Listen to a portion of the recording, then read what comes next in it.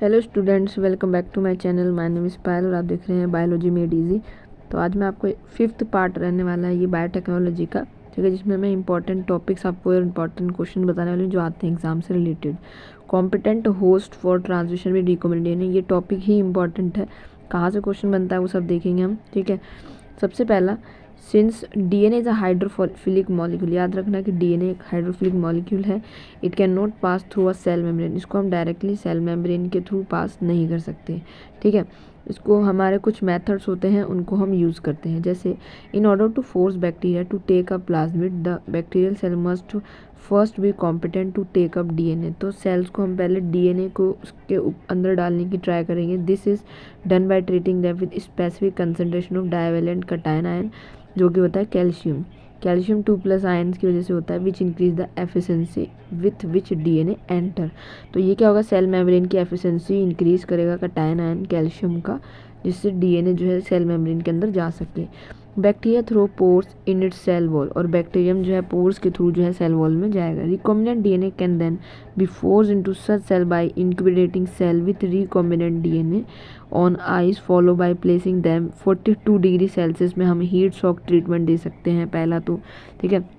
This is not only a way, ये अकेला process नहीं है, एक आता है माइक्रो इंजेक्शन भी आता है एक आपके पास, ठीक है, to introduce alien DNA into host cell, ठीक है। तो हम कई तरीके से डाल सकते हैं। सबसे पहला आता है माइक्रो इंजेक्शन, जो इंपॉर्टेंट है। माइक्रो इंजेक्शन में क्या होता है, recombinant DNA is directly injected nucleus of animal cell. Micro injection में हम एनिमल सेल्स में डीएनए ट्रांसफ़र करते हैं। इन अनदर मेथड की बात करें, सूटेबल फॉर प्लांट, जो प्लांट्स के लिए जो होता है उसमें हम high velocity micro particles of gold और टंगस्टन को हम डीएनए के साथ कोटेड करके डीएनए के साथ कोटेड करके डालते हैं, जो कि मेथड होता है बायोलॉजिस्ट और gene gun. And the last method use disarm pathogen vector which when allowed to infect cell transfer recombinant DNA into host cell. तो ये मेथड्स तीनों ही इंपॉर्टेंट है पेपर के लिए, नीट के लिए, चाहे एम्स का हो चाहे किसी का भी एग्जाम दे रहे हो, ठीक है। सेकेंड आता है आपका process of recombinant DNA technology.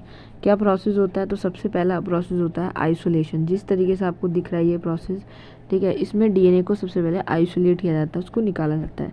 तो isolation process of genetic material जो है आपका प्रोसेस होता है, ये भी इंपॉर्टेंट है, ठीक है। इसमें क्या करते हैं, in order to cut the DNA with enzyme, हम डीएनए को पहले एंजाइम से कट करते हैं, ठीक है, फ्री फ्रॉम अदर मॉलिक्यूल्स, फिर उसको हम अदर मॉलिक्यूल से भी फ्री करेंगे। डीएनए में कई सारी चीज़ें आपको मिलेंगी, ठीक है। Since the DNA is enclosed within the membrane, so we have to break cell open to release DNA along with macromolecule such as RNA.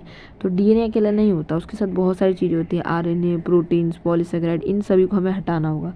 कैसे हटाएंगे, this can be achieving by treating bacterial cell, plant और animal cell, जैसे lysosome. Bacteria की cell wall को तोड़ने के लिए हम लाइजोसोम यूज़ करते हैं, प्लांट्स के लिए जो है सेलुलोज यूज़ करते हैं, फंगस के लिए काइटिनिस, ये बहुत इंपॉर्टेंट होते हैं, ठीक है।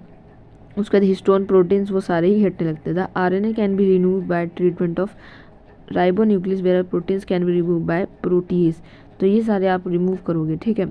उसके बाद other molecules, treatments and purified DNA ultimately precipitate out, फिर डीएनए जो है अल्टीमेटली प्रेसिपिट हो जाएगा, सेटल डाउन होगा, फिर आप उसको चिल्ड इथेनॉल डाल के जो है बाहर निकाल सकते हो, जैसे कि ये प्रोसेस में दिख रहा है, ठीक है।